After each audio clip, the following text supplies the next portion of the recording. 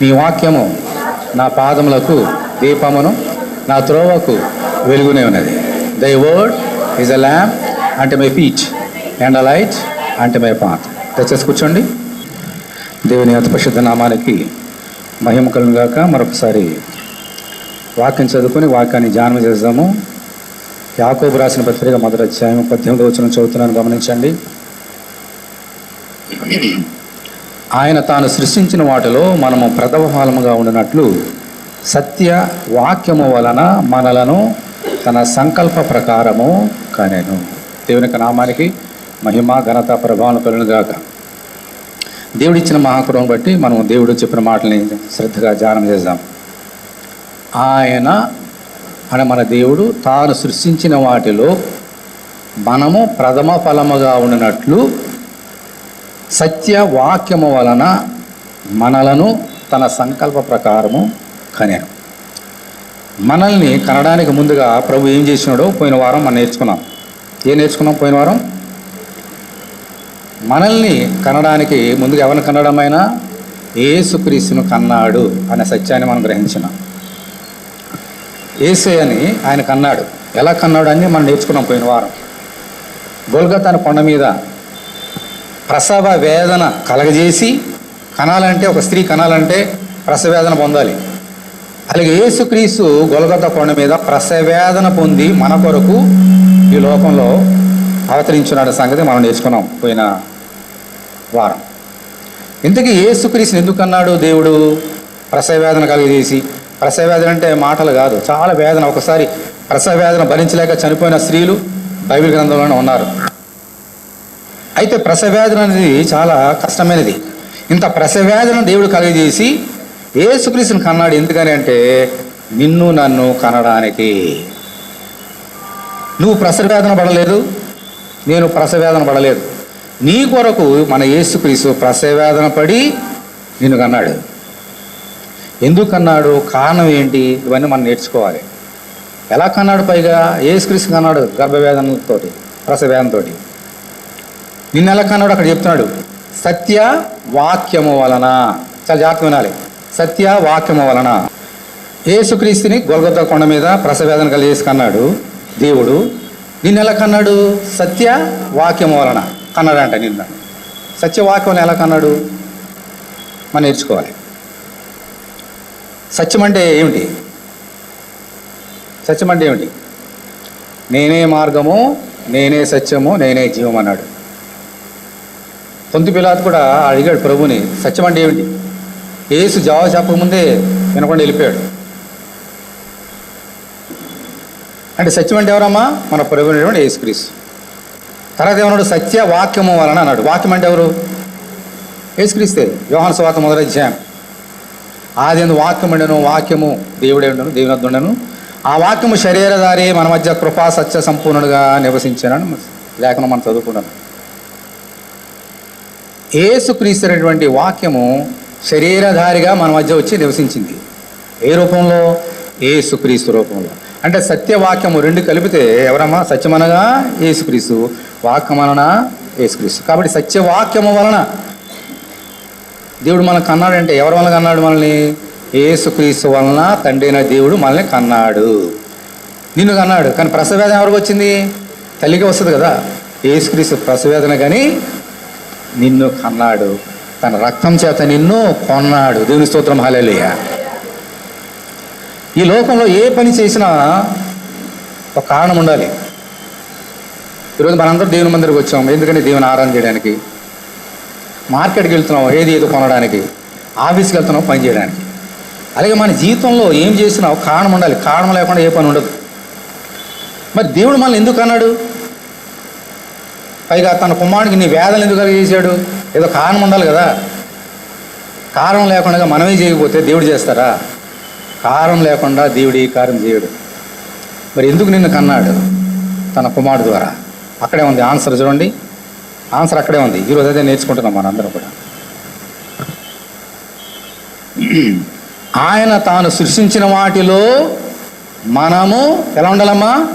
ప్రథమ ఫలముగా ఉండునట్లు సత్యవాక్యము వలన మనలను తన సంకల్ప ప్రకారం కనెను. ఆన్సర్ వచ్చేసిందా? చెప్పండి, ఎందుకు అన్నాడు మనల్ని? ఆయన తాను సృష్టించిన వాటిలో మనము ప్రథమ ఫలముగా ఫస్ట్ బోర్న్గా ఉండడానికి కన్నాడంట. ఇది ఆన్సర్. జవాబు ఆయన చెప్పేశాడు. పైగా తన సంకల్ప ప్రకారం అంటే సృష్టి ఆరంభం మునుకు యేసుక్రీస్తుని ఎలా నియమించుకున్నాడో అలాగే నిన్ను నన్ను కూడా యేసుక్రీస్తు ద్వారా ఎన్నుకున్నాడు సంకల్ప ప్రకారం. ఎప్పుడో ఇంకా నువ్వు పుట్టకముందే. అందుచేత మనం నేర్చుకోవాలి. ఈరోజు ఇంత కష్టపడి మళ్ళీ కన్నాడంటే దానికి కారణం ఏంటంట, ఈ సృష్టిలో మనం ఎలా ఉండాలమ్మా? ప్రథమ ఫలంగా ఉండాలి. అది కారణం. ఇప్పుడు నేర్చుకుందాం ప్రథమ ఫలంగా ఉండడానికి ఏంటి, దాని అర్థం ఏంటి, ప్రథమ ఫలం అంటే ఏంటి, ఎలా ఉండగలుగుతాం మనం నేర్చుకోవాలి. ఆదికాండం 1వ అధ్యాయం అంతా మనం చూసినప్పుడు ఏం చేశాడమ్మా? 5 రోజులు సమస్తాన్ని సృష్టించాడు. భూమి అందులో సమస్తాన్ని, సముద్రాన్ని అందులో సమస్తాన్ని, ఆకాశాన్ని అందులో సమస్తాన్ని, అలాగే భూమి మీద ఉన్నటువంటి జంతువులు కానీ భూజంతువులు కానీ మొక్కలు కానీ అన్నిటిని సృష్టించాడు. ఓకే. 6వ దినమందు మనిషిని సృష్టించాడు. ఓకే. ఆ 5 రోజులు సృష్టికిని 6వ రోజు ఆదాము చేసిన సృష్టికి ఏమైనా తేడా ఉన్నదమ్మా? ఏమైనా తేడా ఉందా? అన్నీ ఒకలాగా ఉన్నాయా? తేడా ఉంది. ఏంటి తేడా? అవన్నీ కూడా 5 రోజులు చేసినటువంటి సృష్టి అంతా కూడా దేవుడు తనకిష్టమైన స్వరూపాన్ని ఇచ్చాడు. కుక్క ఒకలాగా ఉంటుంది, మేక ఒకలాగా ఉంటుంది, పులి ఒకలాగా ఉంటుంది, సింహం ఒకలాగా ఉంటుంది. తన ఇష్టానుసారంగా అన్ని రూపాలు ఇచ్చాడు. కానీ మనుషునికి తన రూపాన్ని ఇచ్చాడు. దేవుని స్తోత్రం. హల్లెలూయా. అదే సృష్టించిన వాటిలో మనం ప్రథమంలో ఎందుకు ఉంటామంటే ఇందుకే కారణం. సృష్టిలో మనం ఏదైనా చూడండి, ఆకాశం చూడండి, పక్షులు చూడండి, భూమి చూడండి, భూజంతువులు చూడండి, సముద్రం చూడండి, అందులో జీవరాశులు చూడండి, ఏది దేవుని పోలికలో లేదు. కానీ నువ్వెలా ఉన్నావు? ముఖ్యంగా పురుషుడు దేవుని పోలికలో ఉన్నాడు. మనల్ని తన పోలికలో సృష్టించాడు. ఎందుకని? మనము ప్రథమ ఫలముగా ఉండటానికి దేవుడు మనల్ని సృష్టించాడు. అందుకని ఆదాము దేవుని పోలికలు ఉన్నాడు. మనందరూ కూడా ఎలా, ముఖ్యంగా మగవారు ఎలా ఉన్నామా? పురుషులైన మనము దేవుని పోలికలు. మనలోంచి స్త్రీ తీయబడ్డది పురుషుల్లో నుంచి. ఓకే. ప్రథమ ఫలంగా మనం ఉండాలి. అందుకని ఆయన రూపాన్ని స్వరూపాన్ని ఇచ్చాడు. ఓకే. ఇలాగూ మనము ఆయనకి ప్రథమ ఫలంగా ఉండాలంటే మనం ఏం చేయాలి? మరి ఎందుకు చేయవలసి వచ్చింది? ప్రథమ ఫలంగా తాను తన పోలికలో చేసేటువంటి మనుషుడు ఏం చేశాడమ్మా? దేవునికి వ్యతిరేకంగా పాపం చేశాడు. అంటే ప్రథమ ఫలముగా ఉండే అర్హతని పోగొట్టుకున్నాడు. చాలా జాగ్రత్తగా గమనించండి. అంతవరకు ఏం చేశాడు? సృష్టిని పాలించు అన్నాడు, అన్నిటికీ పేర్లు పెట్టాడు. ఓకే. ఇప్పుడు ఏమైంది? రివర్స్ అయింది. అడవిలోకి వెళ్దాం, అటు సింహాలు ఉంటాయి, అయ్యో మనుషులు వచ్చారని మేము భయపడి పారిపోతాయా? వచ్చి మింగేస్తాం మనం. ఎందుకని? ప్రథమ ఫలంగా లేము. ఆదాము చేసిన పాపాన్ని బట్టి ఆ యొక్క స్థానాన్ని మనము పోగొట్టుకున్నాం. ఆ పోగొట్టుకున్నటువంటి స్థానాన్ని తిరిగి మనకి ఇవ్వడానికే యేసుక్రీస్తు అనే కడపటి ఆదాము వచ్చాడు. మొదటి ఆదాము చేశాడు, ఈ ప్రథమ ఫలముగా ఉండే స్థితిని పోగొట్టాడు. రెండవ ఆదాము యేసుక్రీస్తు వచ్చి ఏం చేశాడమ్మా? మొదటి ఆదాము పోగొట్టుకున్నటువంటి ఆ యొక్క స్థానాన్ని ఆయన ప్రసవ వేదన పడి నిన్ను కొని తిరిగి ప్రథమ ఫలంగా చేయడానికి ఈ కార్యం చేశాడు. దేవుని స్తోత్రం. హల్లెలూయా. ఈరోజు మనందరం ప్రథమ ఫలంగా ఉండాలి. ఓకే. అప్పుడు దేవునికి సంతోషము, ఆయన కార్యము నెరవేరుతుంది. మరి ఈ సృష్టి గురించి మనం నేర్చుకున్నాము. దాని గురించి ఆయన సంకల్పాన్ని కూడా మనం ఒకసారి నేర్చుకున్నాం. ఈరోజు ఆయన సంకల్పం ఏంటి? నువ్వు ప్రథమ ఫలం ఉండాలని. అందుకని కీర్తన గ్రంథం 33వ అధ్యాయం తీయండి. కీర్తనలు 33వ అధ్యాయం 11వ వచనం చదువుతున్నాను చూడండి. కీర్తనలు 33:11. యెహోవా ఆలోచన సదాకాలము నిలుచును. తర్వాత ఏముందమ్మా? ఆయన సంకల్పములు తరతరములుండును. దేవుని స్తోత్రం. హల్లెలూయా. మనం ఏదో సంకల్పిస్తాం, ఏదో చేయాలని ఆశపడుతుంటాం. అసలు మనమే సదాకాలం, రేపు ఏం జరుగుతుందో మనకు తెలియదు. కానీ దేవుడు ఏర్పాటు చేసిన సంకల్పాలు ఎలాగన్నాయమ్మా? సదాకాలము. సదాకాలం పాడతాం. సదాకాలం, నిన్న నేడు రేపు ఏకరీతి ఉంటాయి. ఆయన సంకల్పాన్ని ఎవరు మార్చలేడు. అదే ఈరోజు నీ ఎడల ఆయన అటువంటి ఆసక్తి కలిగి ఉన్నాడు. నీవు ప్రథమ ఫలంగా ఉండాలని, ఇది జీవితాంతము నువ్వు అలా ఉండాలని ఆయన యొక్క కోరిక. అలాగే ఎఫెసీయులకు రాసిన పత్రిక చూడండి, 1వ అధ్యాయము 12వ వచనం. మరియు క్రీస్తునందు ముందుగా నిర్ణయించిన మనము తన మహిమకు కీర్తి కలుగ చేయవలని దేవుడు తన చిత్త ప్రకారమైన సంకల్పమును బట్టి మనలను ముందుగా నిర్ణయించి ఆయన యందు స్వాస్థ్యముగా ఏర్పరచను. ఆయన తన చిత్తానుసారంగా చేసిన నిర్ణయం చొప్పున సమస్త కార్యములను జరిగించుతున్నాడు. దేవుని స్తోత్రం, హల్లెలూయా. మరి తర్వాత ఏముంది? మీరును ఏముందమ్మా తర్వాత? సత్య వాక్యమును అనగా మీ రక్షణ సువార్తను విని క్రీస్తునందు విశ్వాసం ఉంచి వాగ్దానం చేయబడిన ఆత్మ చేత ముద్రింపబడితే. దేవుని స్తోత్రం, హల్లెలూయా. అదే సత్యవాక్యము చేత మనం ముద్రించబడ్డాం. ఇది దేవుని యొక్క అనాదిక సంకల్పం. మనము దేవునికి ప్రథమ ఫలంగా ఉండాలని, తాను సృష్టించిన వాటి అన్నిటిలో మనం ప్రథమ ఫలం ఉండాలని నిర్ణయించాడు, స్వాస్థంగా ఏర్పరచుకున్నాడు తన చిత్తానుసారంగా. అంటే ఇప్పుడు మనం ఎలా ఉండాలి? ఈ లోకంలో ప్రథమ ఫలముగా ఉండాలి. అందరిలో కంటే మనము ప్రాముఖ్యంగా దేవుని కొరకు బ్రతకాలి. ఓకే, ప్రథమ ఫలం. మనం ప్రథమ ఫలం ఉండడానికి అది మన చేతిలో ఉందా? ఉంటే కనుక ఆదాము ద్వారా వచ్చేసి కదా ప్రథమ ఫలం మనకి. ఆదాము మనుషుడు కదా, ఫెయిల్ అయిపోయాడు. ఇది మనుషుల గారి చేతిలో లేదు, నీ చేతిలో లేదు, నా చేతిలో లేదు. అందుకనే దేవునికి ఏర్పాటు. అందుకని ముందుగా యేసుని కన్నాడు. ఎందుకు తెలుసా? ఇప్పుడు చూడండి, 1 కొరింథీ 15 అధ్యాయం తీయండి. 1 కొరింథీ 15:20. ఇప్పుడైతే నిద్రించిన వారిలో ఏమన్నాం తర్వాత? ప్రథమ ఫలముగా క్రీస్తు మృతుల నుండి లేపబడి ఉన్నాడు. దేవుని స్తోత్రం, హల్లెలూయా. మనుషుని ద్వారా మరణం వచ్చాను గనక మనుషుని ద్వారానే మృతుల పునరుద్ధానమును కలిగాను. ఆదామునందు అందరూ ఎలాగూ మృతి పొందుచున్నారో అలాగుననే క్రీస్తునందు అందరూ బ్రతికింపబడుదురు. ప్రతి వాడును తన తన వరుసలోనే బ్రతికింపబడును. ప్రథమ ఫలము క్రీస్తు. తర్వాత క్రీస్తు వచ్చినప్పుడు ఆయన వారు బ్రతికింపబడుదురు. దేవుని స్తోత్రం, హల్లెలూయా. ఇక్కడ మనల్ని ప్రథమఫలంగా చేయడానికి దేవుడు కార్యం చేసినాడు. యేసుక్రీస్తుని ప్రథమ ఫలంగా చేసినాడు మొట్టమొదటిగా. ఎలాగంట? మృతుల్లో నుండి లేచిన వాడు మొట్టమొదటి వ్యక్తి ఎవరమ్మా? యేసుక్రీస్తు. ఈ లోకం అందరూ చనిపోతారు. నేను దేవుణ్ణి, నేను దేవతని చెప్పుకున్న వారు అనేక మంది ఉన్నారు. అందరూ చచ్చిపోయారు. మాడి మసి అయిపోయినారు, బూడిదైపోయారు, మట్టి అయిపోయారు. తిరిగి లేచిన వాడు యేసు తప్ప ఇంకెవరు లేరు. లాజరు చనిపోయి తిరిగి లేచాడు. యాయిరు కుమార్తె చనిపోయి తిరిగి లేచింది. నాయన విధురాలు కుమారుడు చనిపోయి లేచాడు. తిరిగి చచ్చిపోయారు. కానీ చనిపోయి తిరిగి లేచి చనిపోకుండా శాశ్వత కాలం జీవించే, సదాకాలం జీవించేవాడు ఎవరమ్మా? యేసు మాత్రమే. అందుచేత మృతుల్లో నుండి ప్రథమ ఫలముగా యేసుక్రీస్తు పుట్టాడు. దేవుని స్తోత్రం, హల్లెలూయా.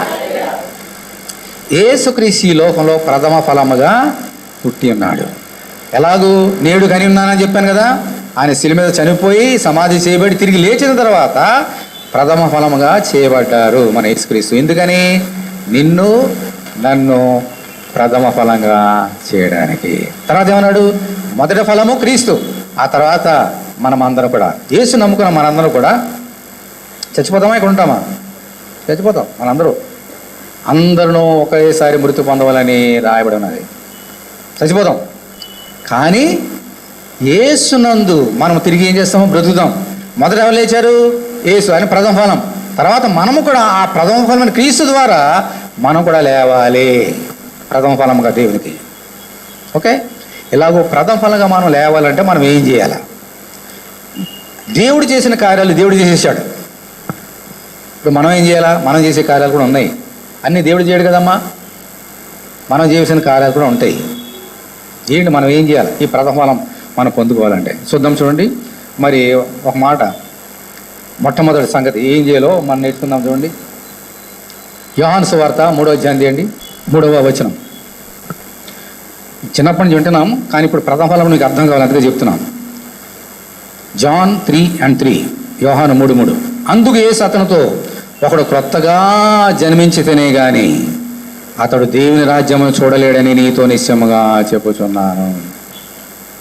దేవుని రాజ్యాన్ని మనం చూడాలనంటే, ప్రవేశించాలంటే ఏం చేయాలమ్మా? మనము తిరిగి కొత్తగా జన్మించాలంట. కొత్తగా జన్మించాలి. కొత్తగా జన్మించడం ఏంటి? డౌట్ వచ్చింది ఆయనకి. ఇంకోది, కొత్తగా జన్మించడం ఏంటి? ఒకసారి పుట్టాను, మళ్ళీ చచ్చిపోయి మళ్ళీ మా తల్లి గర్భంలోకి వెళ్ళి మళ్ళీ పుట్టాలా అని అడిగితే ప్రభు ఏమన్నాడు చూడండి. అందుకు నికోదేము, ముసలివాడనైనా మనుషుడు ఎలాగో జన్మింపగలడు, రెండో మారు తల్లి గర్భమందు ప్రవేశించి జన్మింపగలడా అని ఆయన అడుగుగా ఇట్లేనడం. ఒకడు నీటి మూలముగాను ఆత్మ మూలముగాను జన్మించదనే కానీ దేవుని రాజ్యంలో ప్రవేశింపలేడని నీతో నిశ్చయముగా చెప్పుచున్నాను. దేవుని స్తోత్రం, హల్లెలూయా. చాలా జాగ్రత్తగా గమనించండి. ఏమన్నాడు అక్కడ? కొత్తగా జన్మించడం అంటే చచ్చిపోయి బ్రతకడం కాదయ్యా, తల్లి గర్భంలోకి వెళ్ళి మళ్ళీ పుట్టడం కాదు. కొంతమంది విశ్వాసులు, కొంతమంది ఈ లోక జనులు మరో జన్మ కొత్త జన్మ అంటారు. అది కాదు ప్రభు చెప్పింది. చచ్చిపోయిన తర్వాత ఇంకో జన్మ, కుక్కగానో నక్కగానో పుడతాం, అది కాదు జన్మలంటే ప్రభు చెప్పింది. ఒకడు నీటి మూలముగా ఆత్మ మూలంగా జన్మించితే అతడు మళ్ళీ కొత్తగా జన్మించినట్టు. తల్లి గర్భంలో వెళ్ళకలే, ఈ లోకంలో ఒకసారి జీవిస్తే బ్రతుకుతాం, జీవిస్తాం. మళ్ళీ ప్రథమ ఫలంగా ఉండాలంటే యేసుక్రీస్తు వల్ల మనం ఏం చేయాలంటే తిరిగి జన్మించాలి. ఎలాగూ?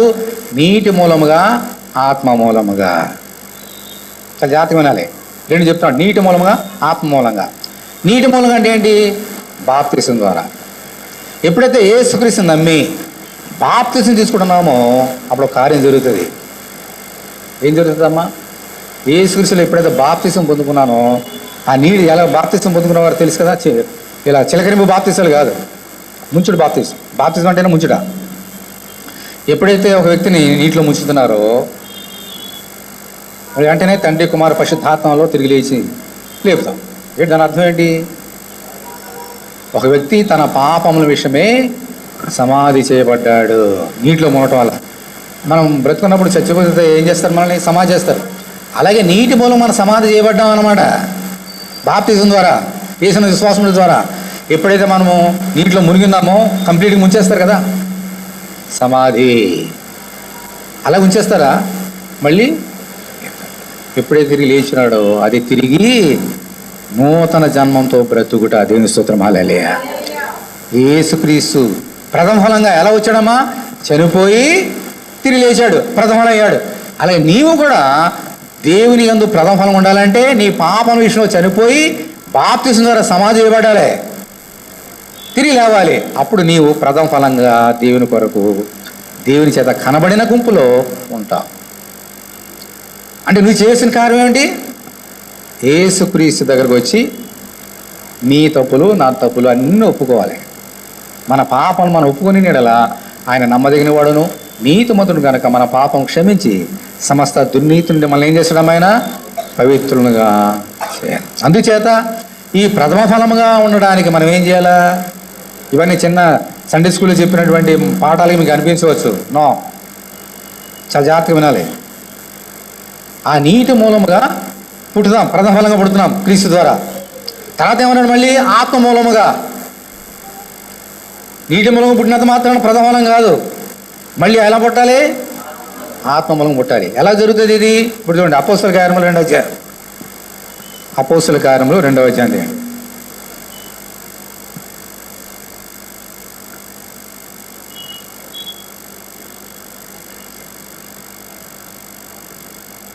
అక్కడ పేతురు గారు ఏమని చెప్తున్నాడు? పెంతెకొస్తు పండుగ చూద్దాం. 37వ వచనం, 2:37. వారి మాట విని హృదయంలో నొచ్చుకొని, సహోదరులారా మేమేమీ చేతుమని పేతురును కడమ అపోస్తులుగా, పేతురు మీరు మారు మనసు పొంది పాప క్షమాపణ నిమిత్తము ప్రతివాడు యేసుక్రీస్తు నామమున బాప్తిసము పొందుడి. ఎందుకు పొందాలో నేర్చుకున్నాం ఇప్పుడు. అప్పుడు మీరు పరిశుద్ధాత్మను వరము పొందుదురు. దేవుని స్తోత్రం, హల్లెలూయా. ఎప్పుడు? అప్పుడు అన్నాడు. అంటే ఎప్పుడైతే నీటి బాప్తిసం పొందుకొని చనిపోయి తిరిగి లేస్తున్నామో, ప్రథమ ఫలంగా లేస్తున్నామో, అప్పుడు ఆత్మ మన మీదకి వస్తాడు. అప్పుడు మీరు పరిశుద్ధాత్మ అనే వరము పొందుదురు. అంటే పరిశుద్ధాత్మలో పడుతున్నాం. మళ్ళీ నీటి మూలుగా పుట్టిన మనందరం కూడా ఆత్మలు పడుతున్నాం. అప్పుడు నిజమైన ప్రథమ ఫలంగా మనం ఉంటాము, యేసుక్రీస్తు సహపౌరులుగా ఉంటాము. ఎందుకని నేను అన్నాడు నా సోదరుడు, నా సోదరి. ఓకే, చాలా జాగ్రత్తగా ఇక్కడ తప్పిపోతాం మనందరం కూడా. యేసుక్రీస్తు మన కొరకు ఎన్నిసార్లు చచ్చిపోయాడు, ఎన్నిసార్లు తిరిగి సమాధి చేయబడ్డాడు, ఎన్నిసార్లు తిరిగి లేచాడు? చెప్పండి, గట్టిగా చెప్పండి. ఎన్నిసార్లు చచ్చిపోయాడు యేసుక్రీస్తు నీ కొరకు? ఒక్కసారే మరి చెప్పండి గట్టిగా. రోజు చచ్చిపోతున్నాడా? చచ్చిపోవట్లే. మనం ఏం చేస్తాం? ఈరోజు తప్పు చేస్తా, మళ్ళీ నెక్స్ట్ వీక్ వచ్చి ప్రభా క్షమించిన ప్రభు మళ్ళీ ఇంటి చేసిన తప్పులే చేస్తున్నాం అంటే మనం మాటికి ఆ ప్రథమ ఫలంగా సిలువ మీద ఆయన ఎలాగ ఒక్కసారి చనిపోయి తిరిగి లేచి అన్నాడు, అలా చేయట్లేదు అనమాట. మనందరం కూడా చేసిన తప్పులే తిరిగి చేస్తుండే. ఓకే, అందుకని మనం ఏం చేయాలమ్మా, ప్రతిసారి చేసిన తప్పు మరి తిరిగి చేయకుండా శక్తిని ప్రభు అని ప్రార్థన చేయాలి. చేసిన మనం చాలామంది ఏం పొరపాటు చేస్తారు, తప్పుడు బోధనలు ఈ లోకంలో. ఈరోజు వస్తాం, బలం ఉంది కదా, వస్తాం, ఈ వారంలో చేసిన అన్ని తప్పులు క్షమించునాయన అని ఆ రక్తంలో కడబడతాం. మళ్ళీ వెళ్ళిపోయి మళ్ళీ మామూలు మళ్ళీ నెక్స్ట్ వీక్ మళ్ళీ ఇస్తారు కదా. ఇది ఈ వారం తప్పులు చేసా కడిగేసుకున్నా మళ్ళీ వచ్చే వారం ఇస్తారు కదా, మళ్ళీ చేద్దామని మళ్ళీ నెక్స్ట్ వీక్ అంతా తప్పులు చేసి మళ్ళీ వచ్చి కడిగేసుకుంటే దేవుడు క్షమిస్తాడా? అది ప్రథఫలమా? కాదు. ఏమన్నాడు లేఖనంలో, ఏం చెప్తున్నాడు? అతిక్రమం దాచిపెట్టేవాడు వర్ధిలడు, వాటి ఒప్పుకున్నవాడు ధనుడు అని చెప్పట్లే. ఎవరమ్మా? ఒప్పుకొని వాటిని విడిచిపెట్టువాడు ధనుడు. దేవుని స్తోత్రం, హల్లెలూయా. ఒప్పుకోవడం వల్ల ప్రయోజనం లేదు. ఒప్పుకొని వాటిని ఏం చేయాలమ్మా? విడిచిపెట్టాలి.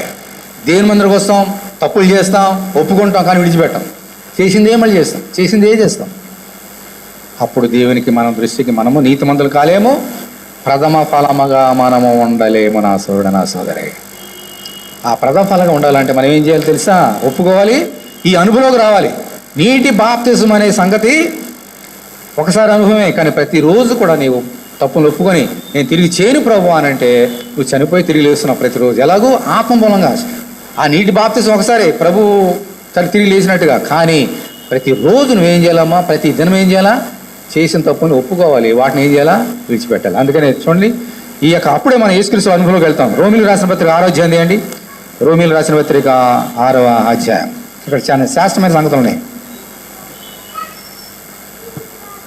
8వ వచనం, 8 రోమా 6:8.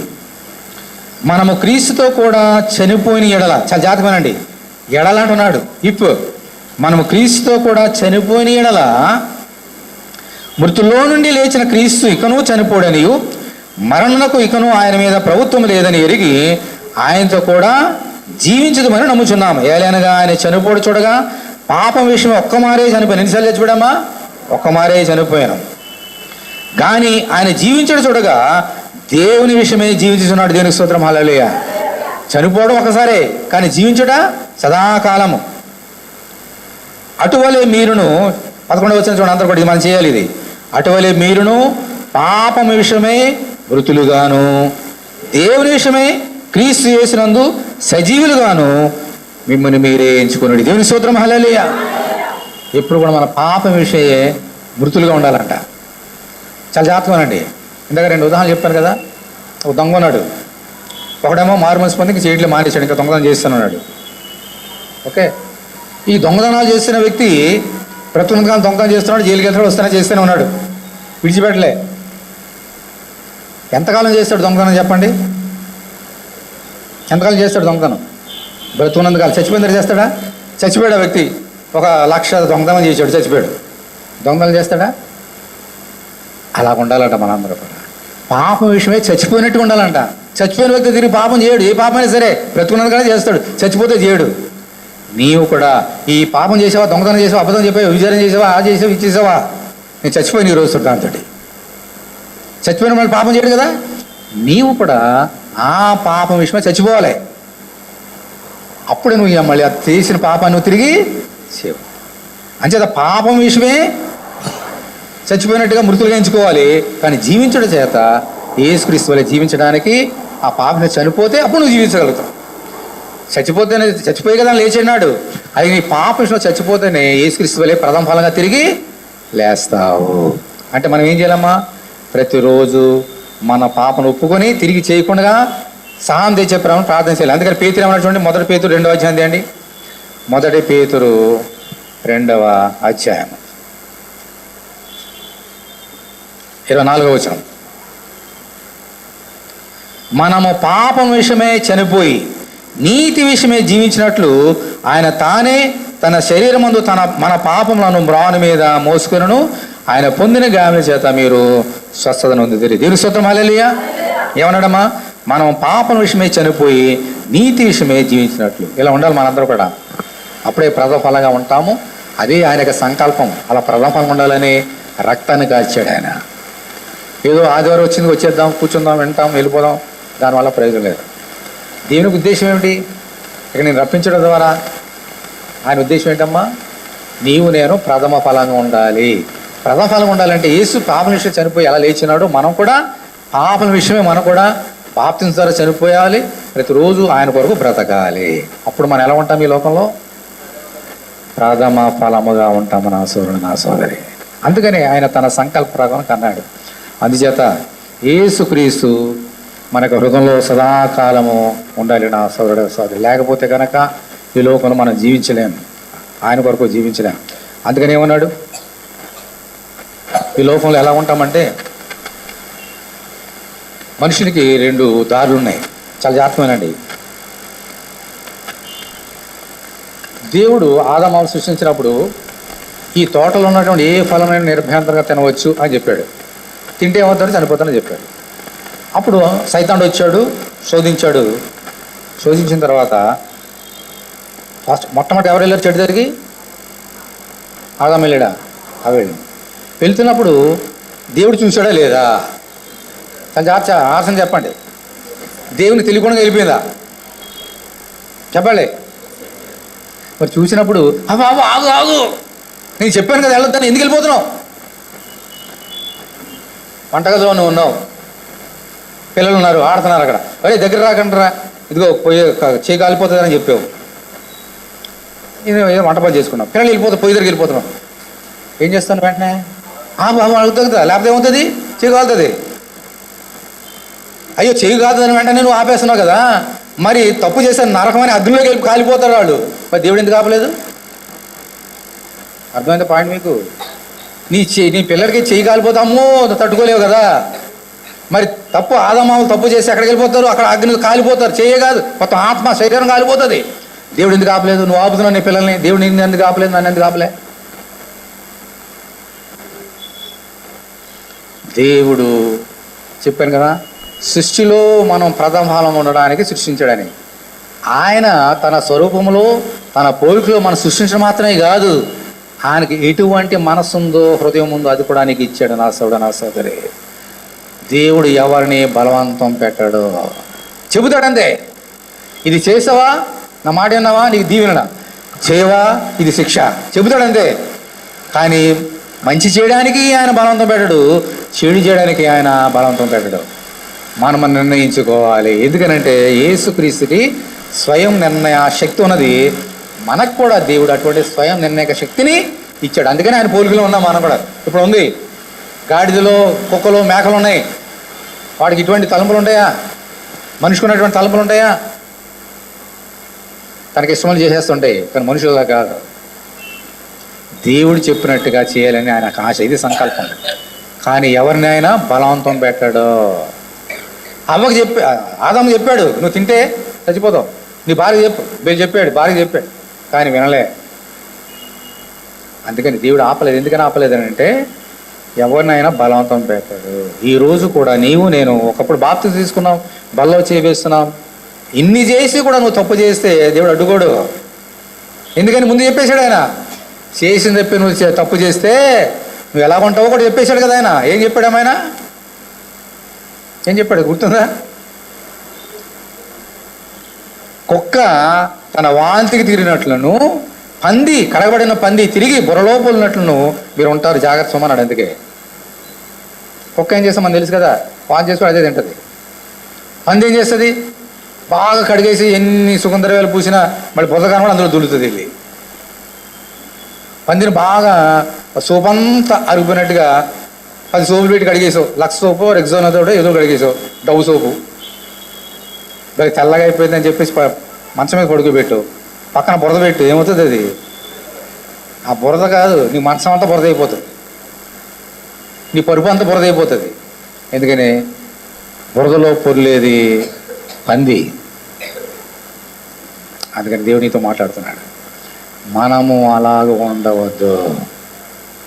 మనందరం కూడా ఎలా ఉండాలమ్మా? కడగబడిన తర్వాత, అదే నీటి మూలంగా అన్నాడు. అందుకని కదా కడగబడ్డాం ఒకసారి. ఆ పంది ఒకసారి కడగబడదు. ఇంట్లో ఉన్న కుక్కను కూడా, పిల్లిని కూడా కడుగుతాం. దేంతో కడుగుతారమ్మా? నీటితోటి. కానీ నీవు కేవలం నీటితో మాత్రం కాదు, దేంతో కడగబడ్డావమ్మా? యేసు రక్తంతో కడగబడ్డావు నా సోదరుడు, నా సోదరి. నీటి మూలంగా కాదు, రక్తం, ఏసు రక్తం కూడా కడగబడ్డావు. కాబట్టి నువ్వు ఎంత జాగ్రత్తగా ఉండాలి? చేసిన తప్పు తిరిగి చేయవద్దు. ఇది ఆత్మ సంబంధమైనది. రెండవది ఇప్పుడు చెప్పబోయేది శరీర సంబంధమైనది. వినండి, అందరూ కూడా వినండి. ఓకే, ఆత్మ సంబంధం నేర్చుకుని ఇప్పుడు శరీర సంబంధం నేర్చుకుందాం. వినాలి. నిర్గమకాండం 34:26. నీ భూమి యొక్క ప్రథమ ఫలములలో మొదటిది నీ దేవుడైన యెహోవా మందిరంలోనికి తేవలెను. దేవుని స్తోత్రం, హల్లెలూయా. నీ భూమి పంటలో పండినటువంటి పంటలో ప్రథమ ఫలములను ఎక్కడ తీసుకురావాలంట? దేవుని మందిరంలోకి తీసుకురావాలంట. ఎందుకని? దానికి ఒక కారణం ఉంది.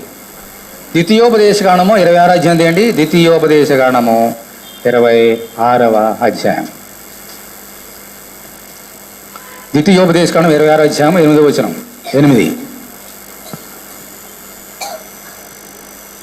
అప్పుడు యెహోవా బాహుబలము వలనను చాపిన చేతి వలనను మహాభయం వలను సూచక్రియల వలను మహత్కారం వలను ఐగుప్తులో నుండి మనం రప్పించి ఈ స్థలమునకు మనం చేర్చి పాలు తేనెలు ప్రవేశిస్తున్న దేశమైన ఈ దేశంలో మనకిచ్చాను.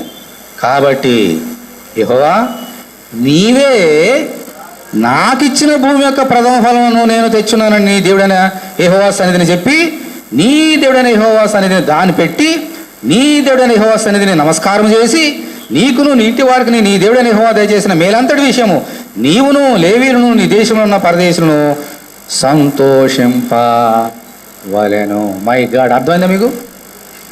ఐగుప్తు దేశంలో ఉన్నప్పుడు చాలా జాగ్రత్తగానండి. ఐగుప్తు దేశంలో వాళ్ళకి తిండి లేదు, సరిగా కట్టుకోవడం బట్టలు లేవు. దేవుడు ప్రామిస్ చేశాడు, మీకు పాలు తేనెలు ప్రవహించే దేశంలో తీసుకుని వెళ్తా అని చెప్పి వారందరినీ మోషే ద్వారా పాలు తేనెలు ప్రవహించే దేశంలో తీసుకుని వచ్చి సమృద్ధి అయినటువంటి భూమి సారంతో కూడినటువంటి పంటని ఆయనకి ఇచ్చాడు, వారికి ఇచ్చాడు దేవుడు. అని ఇచ్చి ఏమన్నాడు? మీరు పంట పండుతుంది కదా, మీ భూమిలో పంటలు పండుతాయి కదా, ఆ ద్రాక్ష ఒలివా ఏదైనా సరే ప్రథమ ఫలము ఎవరిది? నీది కాదు, నాది. అప్పుడు నువ్వేం చేయాలంటే ఎక్కడ తీసుకురావాలి? అది బ్యాంకులో కాదు, లేదా మార్కెట్కి వెళ్ళి అమ్మడం కాదు. ప్రథమ ఫలాన్ని దేవుని మందిరాన్ని తీసుకుని వచ్చి మళ్ళీ ఏం చేయాలా? ఇప్పుడు చెప్తాడు, తీసుకుని వచ్చి, ప్రభువా, నీవే మాకు ఇచ్చినటువంటి భూములు, నీవే మాకు ఇచ్చినటువంటి పంట 30 60 100 ఆ పంటలో నీకు ఇవ్వాల్సిన దశమ భాగాలు నీకు ఇస్తున్నాను ప్రభువా, ప్రథమ ఫలం ఇస్తున్నాను ప్రభు అని చెప్పి బంధువులు, మిత్రులు, తల్లిదండ్రులు, అన్నదమ్ములు, సేవకులు అందరూ కూడా ప్రథమ ఫలం ఇచ్చి దేవునికి మందిలో సంతోషించాలంట. ఇది ప్రథమ ఫలం అంటే. అందుకే కన్నాడు, నిన్ను తెలుసా నీకు? యేసుక్రీస్తు కనడానికి ఇది రెండో కారణం. శరీర సంబంధంగా ఈ లోకంలో నీదంటూ నాదంటూ ఈ లోకంలో ఏది లేదు. ఈ లోకంలోకి ఏది ఉన్నా, ఆస్తులు పాస్తులున్నా, ఉద్యోగాలున్నా, పనులున్నా, జీతాలున్నా, అవి ఉన్నా, అది నీది కాదు. ఎవరిది? అది దేవునిది. అందుచేత నీకు ఉన్నదంతా ఇచ్చేయమంటున్నాడు దేవుడు. ఏమన్నాడు? ప్రథమ ఫలము నాకు ఇయ్యి అంటున్నాడు. ఓకే, అందుచేత అలాగూ చేయమని దేవుడు ఇజ్రాయేల్ కోరినాడు. అలాగే చేశారు వాళ్ళందరూ కూడా. ఎంత చక్కగా చేశాడు. మళ్ళీ ప్రథమ ఫలం అంటే అర్థమయ్యేది కూడా నేర్చుకోవాలి. లేవీకాండం 27 అధ్యాయం చేయండి. లేవీకాండము 27. లేవీకాండము 27 30. లేవీకాండము 27 30. ఎవరైనా చదవండి.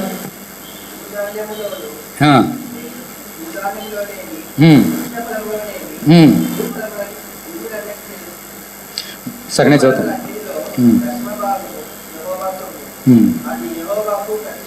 చాలు, చూడండి.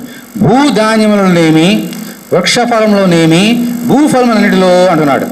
భూధాన్యము, వృక్షఫలము, భూఫలము. ఇప్పుడు నీకు అది ఉద్యోగం కావచ్చు, పనులు కావచ్చు, అది కావచ్చు, ఇది ఏదైనా సరే దశమ భాగము మన సొమ్ము అని ఉంది అక్కడ. ఎవరి సొమ్ము? యెహోవా సొమ్ము. నీ సొమ్ము నా దగ్గర ఉంటే అదేంటది? నేనేం చేశాను? నీ సొమ్ము నీ దగ్గర ఉంటుందా నాకు ఉండాలా? నీ సొమ్ము నీ తెలియకుండా నా దగ్గర పెట్టుకుంటే అదేంటమ్మా? దొంగతనం. అలాగే దేవుని యొక్క సొమ్ము నీ దగ్గర పెట్టుకుంటే నువ్వేం చేస్తున్నావు? ఓకే, ఇది వినండి. వినడానికి ఈ డబ్బుల గురించి నేను ఇంతవరకు ఇప్పుడు మాట్లాడలేదు. డబ్బుల గురించి ఇంతవరకు చర్చలో 33 సంవత్సరాలు ఎక్కడ చెప్పలేదు నేను. ఈరోజు చెప్తున్నా, దేవుడు చెప్పన్నాడు కాబట్టి. సేవ ప్రారంభించి 33 సంవత్సరాలు అయితే ఏనాడు దశంభాగం నుంచి డబ్బు తిండని ఏ ఒక్కని అడగలేదు, ఇంకా అడగను కూడా. కానీ మీరు తెలుసుకోవాలి, ఎందుకు నిన్ను దేవుడు కన్నాడో నువ్వు తెలుసుకోవాలి. అందుకు దేవుడు చెప్తున్నాడు. ఇలా చెప్పడానికి నాకు ఇష్టం లేదు కాబట్టి, కానీ చెప్పమన్నాడు దేవుడు, అందుకే చెప్తున్నా. నీవు సంపాదించే దానిలో ప్రథమ ఫలము అంటే ఏంటమ్మా? ప్రథమ ఫలం మీనింగ్ ఏంటి? దశంభాగము నీది కాదు, ఎవరిది? అది దేవుడిది. దశంభాగం అంటే ఏంటి చెప్పండి ఇప్పుడు? ప్రథమ ఫలం అంటే దశంభాగం. దశంభాగం అంటే ఏంటి? 10వ వంతు. దశం అంటే 10వ వంతు. నువ్వు 1000 రూపాయలు నీకు జీతం అయితే అందులో 100 రూపాయలు ఎవరిది? నీది కాదు, ఎవరిది? నీకు నెలకి 30,000 వస్తే 3,000 ఎవరివి? నీది కాదు, ఎవరిది అవి? గమనించావు ఎప్పుడన్నా? గమనిద్దాం ఈరోజు. మలాకి గ్రంథం తీయండి. మలాకి 3వ అధ్యాయం.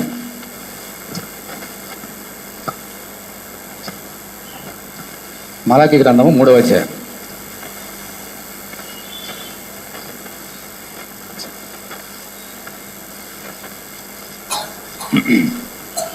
పదవచనం 7వ వచనం చదువుతాను, అందరూ వినండి, ముగిస్తాను త్వరలో.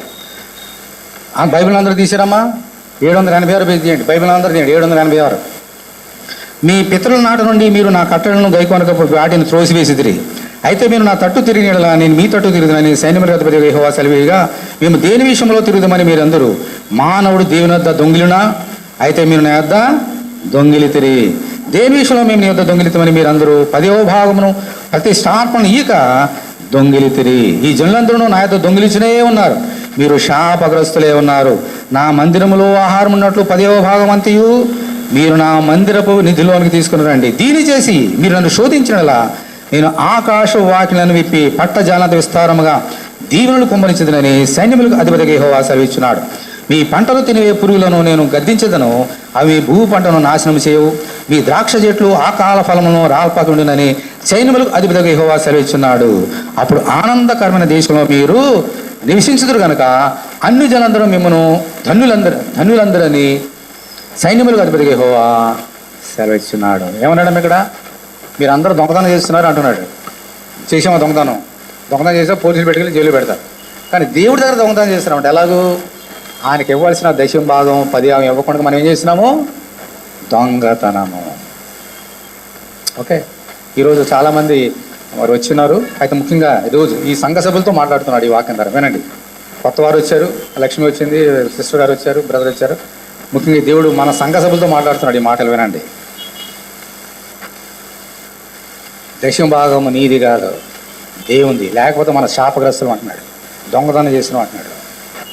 నువ్వు దశం భాగము దేవునికి ఇస్తున్నావా లేదా?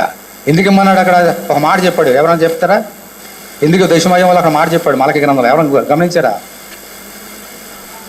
నా మందిరములో ఆహారం ఉన్నట్టు 10వ భాగం నాకు ఇవ్వమంటున్నాడు. అది నీది కాదు, నాది, ఇచ్చేయి అంటాడు. అంటే దేవుని మందులో ఏముండాలి? ఆహారం ఉండాలి. దేవుని మందులో ఆహారం ఏంటండి? పంట అయింది, భూమి అయింది, సమస్తం అయింది. దేవుని మందులో ఆహారం ఏంటి? ఇప్పుడు గమనించారా? నెంబర్ 1, ఇక్కడ సేవకుడు ఉంటాడు. ఎవరు పెడతారా భోజనానికి? నాకైతే దేవుని దేవుళ్ళ ఉద్యోగం చేసుకున్నప్పుడు నాకు పెన్షన్ వస్తుంది, ఓకే. దేవుని సేవకుడు అన్న, నేను అనలే, దేవుని సేవకుడు ఉంటాడు. ఎవరు పెడతారా అది భోజనం, ఆహారం? సంఘం పెట్టాలి. ఓకే, రక్తము, రొట్టె, ఆ రసం కొనాలి డబ్బులు అవుతాయి, ఆ రొట్టె చేయడానికి డబ్బులు అవుతాయి, చేయడానికి డబ్బులు అవుతాయి. ఎవరిస్తారా డబ్బులు? సంఘం. ఇప్పుడు మన సంఘం గురించి మాట్లాడుకుందాం. ఇప్పుడు నేను పెట్టుకొని మనతో మాట్లాడదాం. నా మందిరంలో ఆహారం ఉన్నట్లు అంటున్నాడు. యేసుక్రీస్తు బోధించేవాడు కదమ్మా. ప్రతి శుక్రవారం, శనివారం, ముఖ్యంగా ఆదివారం ఇక్కడ దేవుడు మాట్లాడుతున్నాడు. ఇది కూడా జీవాహారం కదా, అది ఆత్మ సంబంధమైన ఆహారము. ఇదేంటం? ఇది జీవాహారం. యేసు దగ్గర కొంతమంది వచ్చారు, చాలామంది వస్తే కొండ మీద ఉన్నాడు ఆయన, ప్రసంగం చేశాడు. తర్వాత మళ్ళీ ఇంకోసారి వస్తే అప్పుడు కూడా చాలామంది. అడివది మొదట కొండ, రెండోది అడవి. బోధ అయిపోయింది. అయ్యో ఇలా పంపేస్తే వాళ్ళు మోర్చపోతారు. ఎందుకనంటే చాలా దూరం చూస్తున్నారు. ఒక మాట, ఈ మాట చూడండి, మార్కు సువార్త చూడండి, మార్కు సువార్త మీకు అర్థం కావాలి. ఈ మందిరంలో సభ్యులైన అందరూ ఈ యొక్క మాట మీరు నేర్చుకోవాలి. మార్కు సువార్త 8వ అధ్యాయం తీయండి.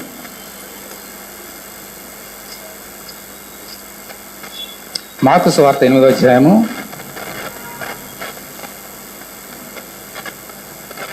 1వ వచనం చదువుతున్నాను చూడండి. 1 నుంచి 8 చదువుతున్నాను, చాలా జాగ్రత్తగా వినాలి. బైబిల్ అందరూ చూడండి. ఆ దినములలో మరొకసారి బహుజనులు కూడి రాగా వారికి తిననేమీ లేనందున యేసు తన శిష్యులను తన వద్దకు పిలిచి, జనులు నేటికి 3 దినముల నుండి నా వద్దకు ఉన్నారు, వారికి తిననేమీ లేనందున నేను వారి మీద కనికరపడుచున్నాను. నేను వారిని ఉపవాసముతో తమ ఇండ్లకు పంపివేసినలా మార్గంలో మూర్చబోదునని చెప్పి తర్వాత ఏమన్నాడమ్మా, వాళ్ళు కొందరు చాలా దూరం నుంచి వచ్చారంట. అందుకని యేసుక్రీస్తు వారిని కనకరపడి ఇలా పంపేస్తే మోసపోతారు, పైగా అడివి ఆయన మొట్టమొదటిగా ఏం పెట్టాడు ఆయనకి, వారికి దేవుని వాక్యమైన ఆహారం పెట్టి పస్తులతో పంపేయలేదు. ఉపవాసం 3 రోజులు ఉపవాసం ఉన్నారు, అలా పంపలే. వారికి సమృద్ధిన శరీర సమాన ఆహారం పెట్టి పంపాడు. దేవుని స్తోత్రం, హల్లెలూయా. జీవాహారాన్ని ఇచ్చినాడు, కడుపుకు నింపుకోవడానికి శరీర సంబంధమైన ఆహారం కూడా ఇచ్చినాడు. ఎందుకని వాళ్ళు చాలామంది దూరం వచ్చారంట. మళ్ళీ ఇంటికి వెళ్ళి వండుకుని ఏం తింటారు, 3 రోజులు ఇక్కడే ఉన్నారు. ఇప్పుడు వారికి భోజనం పెట్టాడు యేసుక్రీస్తు. ఓకేమ్మా, వినండి ఎలా పెట్టాడు భోజనం ఆయన. ప్రభువా నీ కొందనాలు తండ్రి, ఇంత బిడ్డలు వచ్చినారు నాయన, ఆకాశం నుండి ఆహారం పంపించిన ఆయన ఇవి పెడతానని ప్రార్థన చేసి ఆకాశం దిగిన మన్నాన్ని దిగినట్లు కాదు, ఆహారం దింపి ఆ రొట్టెల్ని చేపలను పెట్టాడా? ఎలా పెట్టాడు? మీ దగ్గర ఏమైనా ఉందనంటే నా దగ్గర కొన్ని రొట్టెలు అన్నాడు ఒక అబ్బాయి, కొన్ని అబ్బాయి దగ్గర రొట్టెలని, కొన్ని చిన్న చేపలని తీసుకురాన్నాడు. బ్రో, దేవుడు వచ్చిన వాళ్ళందరూ ఆహారం పెట్టడానికి ఒకళ్ళు ఏం చేశారమ్మా, ఇచ్చారు. ఆ ఇచ్చిన దాన్ని ప్రార్థన చేసి మల్టిప్లై చేసి పెట్టాడు. ఆకాశం దింపేసలా పెట్టలేదు, ఇవ్వగలడు, పెట్టగలడు, ఆయనకి సమృద్ధి ఉంది. కానీ కొంతమంది ఇస్తే దాన్ని ఆశ్రయించి అందరికి పెట్టాడు. సంఘం కూడా అంతే, మన దగ్గర నుంచి చాలా దూరం చూస్తున్నారు. వినండి, ఇప్పుడు మన సంఘం గురించి నేర్పిస్తాం వినండి. ఈ సంఘం స్థాపించి 9 సంవత్సరాలు అయింది. జీవాహారం పెడుతున్నాడు, ఆత్మసన ఆహారం పెడుతున్నాడు.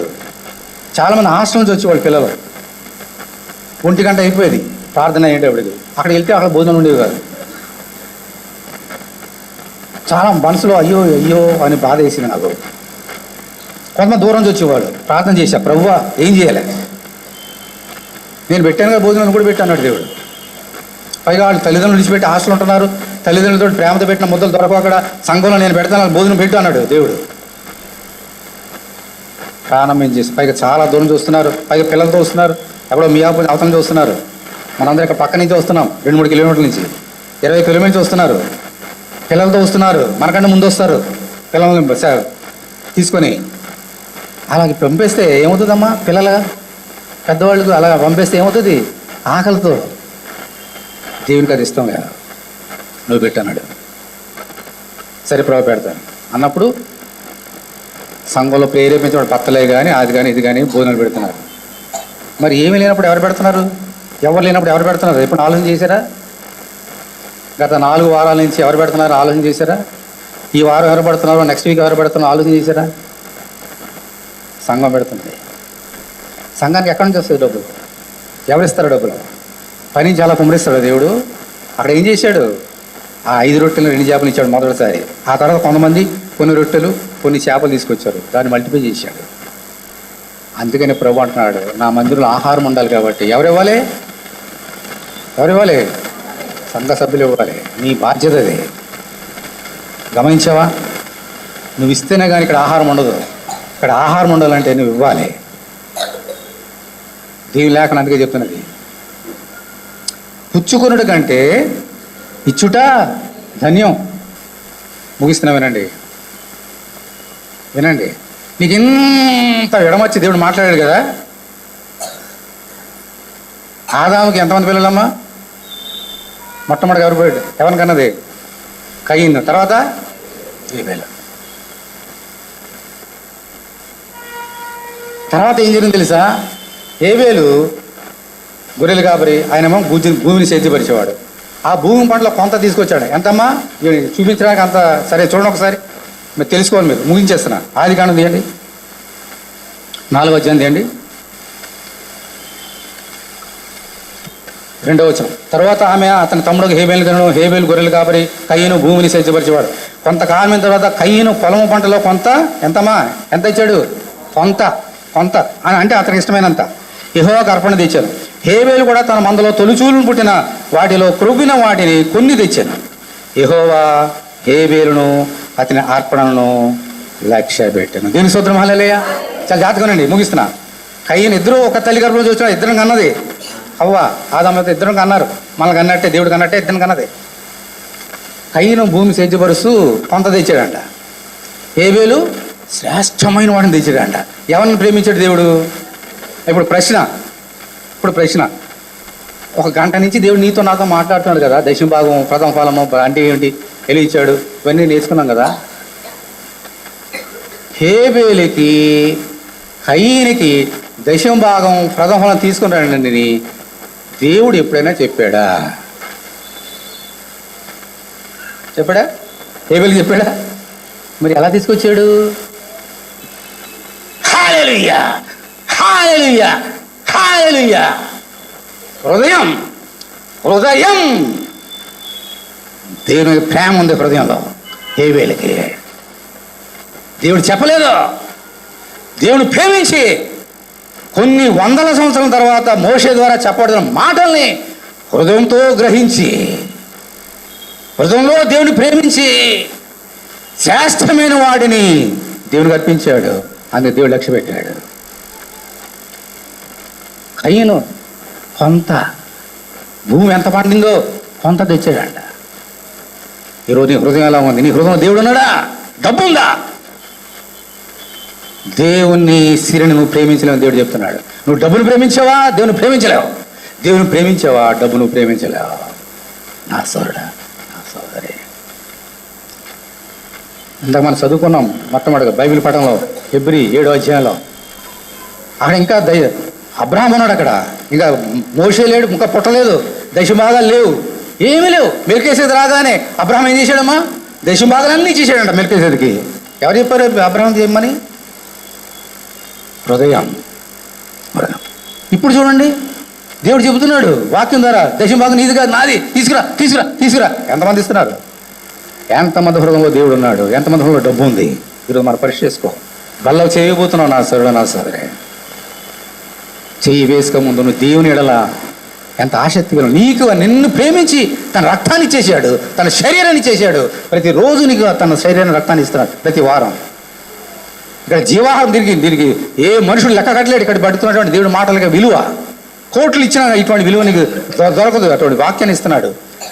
బయటికి వెళ్తే మోర్చిపోతావు అని అక్కడికి వెళ్ళి నీకు శరీరం ఆహారం ప్రతి వారం పెడుతున్నాడు. ఎవరు పెట్టకపోతే సంఘం పెడుతుంది నీకు. ఇప్పుడు ఆలోచన చేసావా? ఈ భారతం, ఈ బాధ్యత ఎవరి మీద ఉంది? సంఘ సభ్యుల మీద ఉంది. నా సోదరుడా, నా సోదరుడా, ఇలా చేస్తే నీకు ఎంత గొప్ప ఆశీర్వాదం వస్తుందో ఆ చెప్పి ముగిస్తాను చూడండి. ఎంత గొప్ప ఆశీర్వాదం. సామెతల గ్రంథము 3వ అధ్యాయం తీయండి. బల్లోకి వెళ్దాం. సామెతలు 3.